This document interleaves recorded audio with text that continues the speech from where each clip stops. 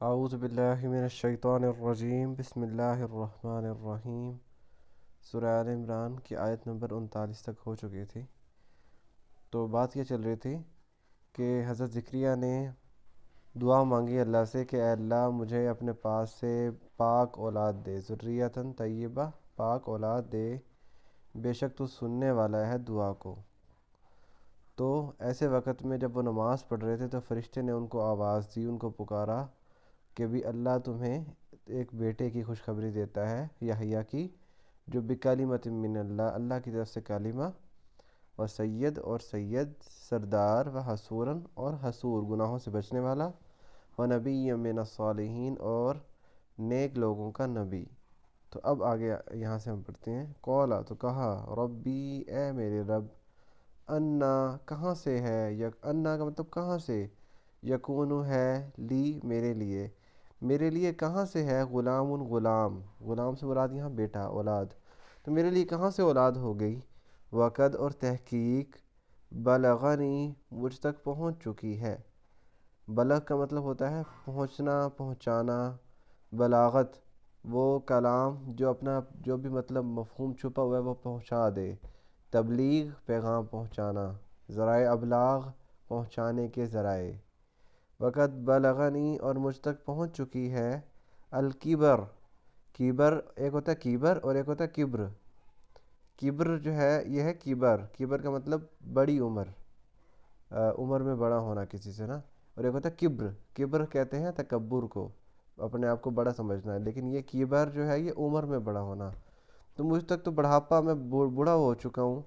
وم راعتی اور جو عورت ہے میری وہ آخر بانجھ ہے، اس کی اولاد نہیں ہو سکتی، وہ تو بانجھ ہے، تو میری کیسے اولاد ہو سکتی ہے۔ قولا تو کہا، کذالک ایسے ہی، اللہ یفعل وہ کرتا ہے، ما یشاء وہ جو چاہتا ہے، اللہ ایسے ہی جو چاہتا ہے وہ کرتا ہے۔ یہ جو انہوں نے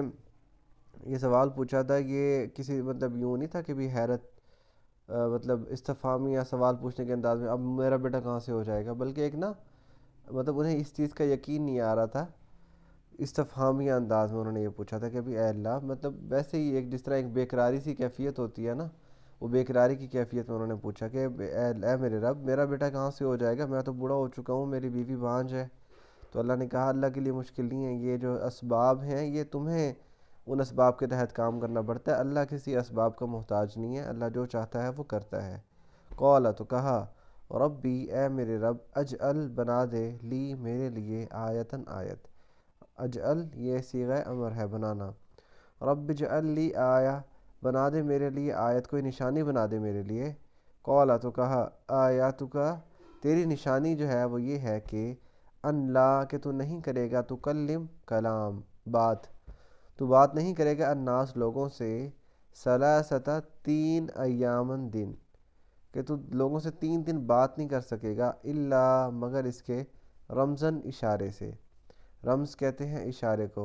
اور رموز اوقاف ہوتے ہیں نا، یہ جیسے یہ زبر زیر بھی اور وہ بھی مطلب اشارے جو الفاظ کی ڈائریکشن بتاتے ہیں ہمیں، تو مطلب اشارے سے بات کر سکے گا۔ وذکر اور یاد کر، ربک اپنے رب کو، اور یاد کر اپنے رب کو، کثیرن بہت زیادہ، وسبح اور تسبیح کر، بالعشی شام کے وقت، والابکار اور صبح کے وقت۔ بکر جو ہوتا ہے نا، بکر اس کا مطلب ہوتا ہے کسی چیز کا شروع ہونا، آغاز ہونا، چونکہ دن کا آغاز ہو رہا ہوتا ہے اس لیے صبح کو ابکار کہا جاتا ہے۔ اس طرح جو تازہ تازہ جوان ہو، جیسے وہ سورہ بقرہ میں آیا تھا نا کہ جو گائے جو ہے وہ نہ ہی وہ تازہ تازہ بکر ہو، باکر ہو، اور نہ ہی وہ بوڑھی ہو زیادہ، تو اس کے لیے بھی تازہ تازہ جوان کے لیے بکر کا لفظ استعمال ہوا تھا۔ تو ایسا کیوں کہا بھی اے میرے رب میرے لیے نشانی بنا دے، اصل میں انہیں آواز آئی تھی ایک، اور آواز وہ ہو سکتا ہے وہ شیطان مطلب فرشتے کی طرف سے، یا ہو سکتا ہے وہ شیطان کی طرف سے ہو، یا ان کا ذہنی وسوسہ ہو بھی، جہاں اکثر اوقات جب ہمیں کوئی خواہش بہت زیادہ ہو جاتی ہے کسی چیز کی، تو اکثر ہمیں ایسی آواز سنائی دینے لگ جاتی ہے اس طرح۔ تو انہوں نے کہا کہ بھی میرے لیے کوئی نشانی بنا دے، تو اللہ تعالیٰ نے کہا کہ نشانی یہ ہے کہ تو 3 دن بات نہیں کر سکے گا لوگوں سے۔ اب ظاہر ہے یہ بہت بڑی نشانی ہے، اور یہ شیطان کی طرف سے نہیں ہو سکتی کہ وہ شیطان قوت گویائی چھین لے، تو بات کر، تیری قوت گویائی چھین لی جائے گی، یہ اللہ کی طرف سے نشانی ہے۔